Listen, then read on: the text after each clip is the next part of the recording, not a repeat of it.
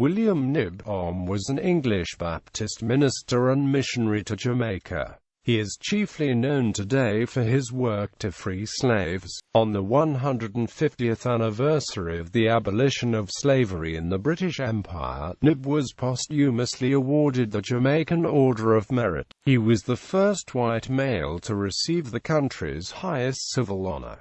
Knibb's elder brother Tommy was a missionary schoolmaster in Jamaica. When Thomas died at 24, William volunteered to replace him. A dedication service was held in Bristol on 7 October 1824, 2 days after he had married Mary Watkins. The newlyweds sailed to Jamaica on 5 November 1824.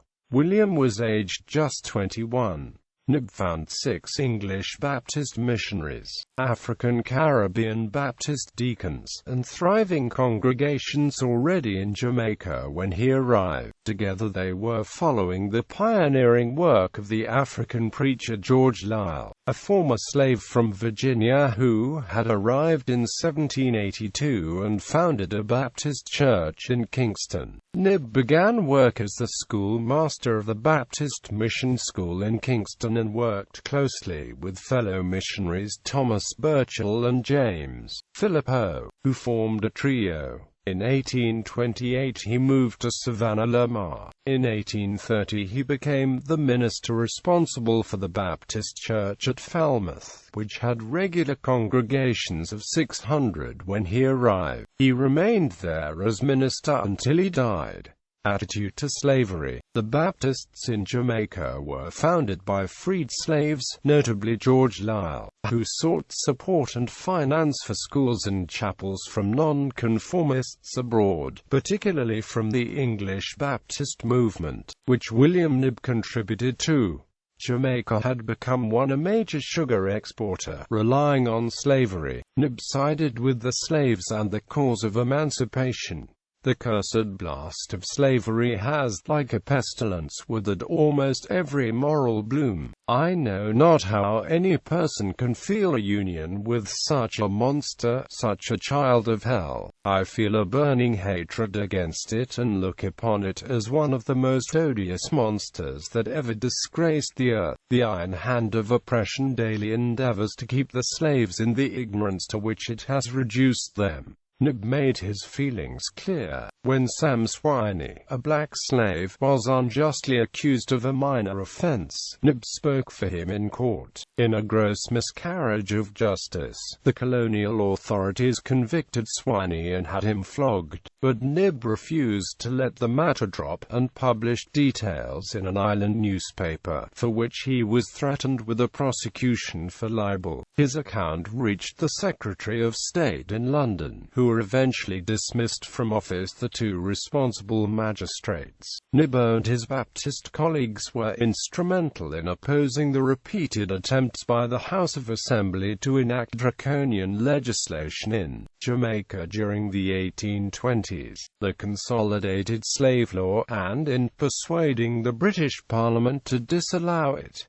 Not surprisingly, Knibb was highly popular with the slaves. Not long afterwards the church in Falmouth needed a minister and Knibb's name was put forward. The missionary who chaired the meeting recorded that when he proposed Knibb should be the new minister and asked for a show of hands, the entire membership stood up, held up both hands, and wept violence. At this time, pressure was growing in Britain for the abolition of slavery in the British colonies. The colonial authorities exerted all the political power to halt this movement, while the slaves' excitement and anticipation grew. Eventually this unstable mix resulted in the Great Jamaican Slave Revolt, led by Samuel Sharp. The colonialists put down the revolt with great violence, treating the missionaries with great suspicion. Knibb himself was placed under armed guard and only obtained bail through the intervention of two prominent colonialists. In the Mayhem Bridges, an Anglican clergyman formed an association of colonialists to oppose the anti-slavery movement by all necessary means.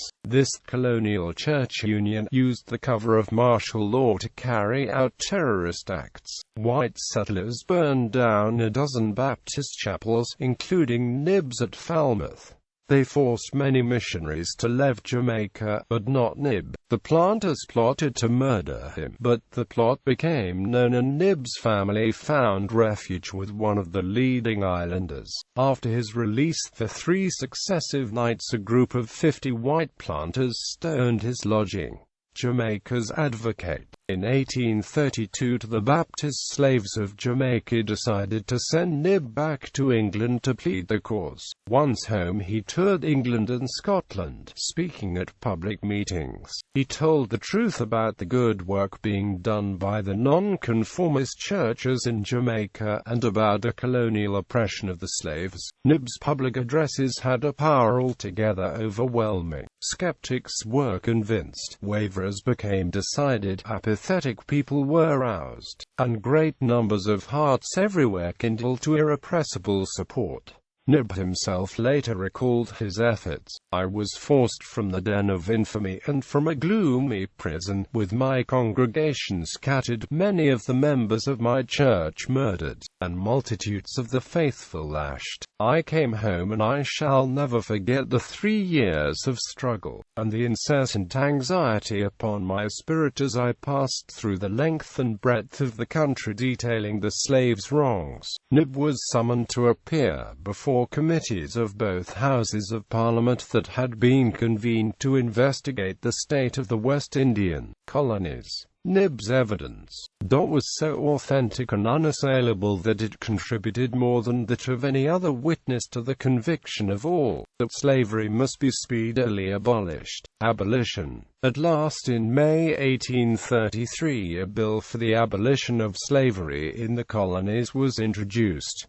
This was enacted later that year. The date for the termination of slavery was the 1st of August 1834, but slaves had to endure a further 6-year apprenticeship before they were granted full freedom. The planters ruthlessly abused this provision. A new law was passed by the Jamaican House of Assembly to thwart the intention behind the act. This Jamaican legislation prevented emancipation by compelling former slaves to work in an apprenticeship scheme under which the proceeds of their work were to be used to buy out inflated apprenticeship values of £60, £80, or £90 a hire as set by the former owners. Knibb and others opposed these abuses, so that Parliament brought forward the date for full emancipation from 1840 to 1838. Education and social care. With emancipation came great social changes. At a stroke, thousands of slave children also became free, for whom there was no education provided. Knibb did what he could, but was hampered by a lack of teachers. Upon emancipation, the adult slaves were released into a world without any education or institutions to support them. The church ministers were often the only people to whom the freed slaves could go for legal advice. Knibb remarked that, often I have had persons come to me for advice who have walked 20 miles to ask for it. Knibb helped to raise money to purchase thousands of acres of land, to enable 19,000 former slaves to own their own property. Religious revival. With emancipation also came great religious changes. During 1838 to 45 came the religious revival known as the Jamaican Awakening. Many thousands of former slaves joined the non-conformist churches. Knibb recalled that, in those 7 years, through the labor of about 20 missionaries, 22,000 people were baptized upon the profession of faith in Jesus Christ. Knibb personally baptized 6,000 converts, and translated the Bible into Creole. The native language of the slaves. In 1839 the Birmingham Anti-Slavery Society became the Birmingham branch of the British and Foreign Anti-Slavery Society. This society was planning a major convention in 1840 with Joseph Sturge taking the lead.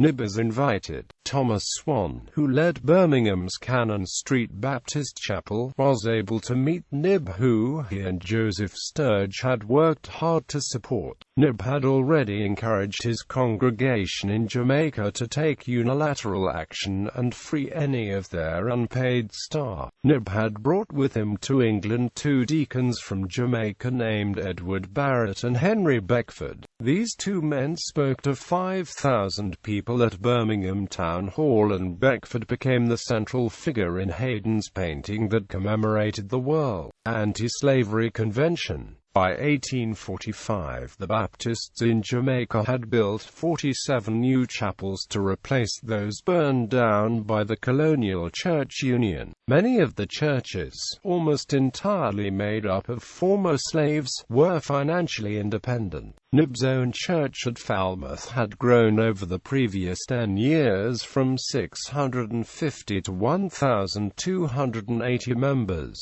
Over 3,000 adults had been baptized, 2/3 of whom had been sent out to form new churches. 6 daughter churches were planted by the Falmouth Church alone. Knibb was personally associated with the founding of 35 churches, 24 missions, and 16 schools. Knibb died of fever in Jamaica on the 15th of November 1845, aged 42, and was buried at his Baptist Falmouth Chapel, the service attracting 8,000 African islanders. His funeral sermon by Pastor Samuel Orton was taken from Zechariah, She, 2, Howl, the tree, for the mighty cedar is fallen. In 1988, the 150th anniversary of the abolition of slavery in the British Empire, Knibb was posthumously awarded the Jamaican Order of Merit, the first white man to receive the country's highest civil honor. This monument was erected by the emancipated slaves, to whose enfranchisement and elevation his indefatigable exertions so largely contributed, by his fellow laborers who admired and loved him, and deeply deplore his early removal, and by friends of various creeds and parties, as an expression of their esteem for one whose praise as a man, a philanthropist, and a Christian minister is in all the churches, and who, being dead, yet speaketh.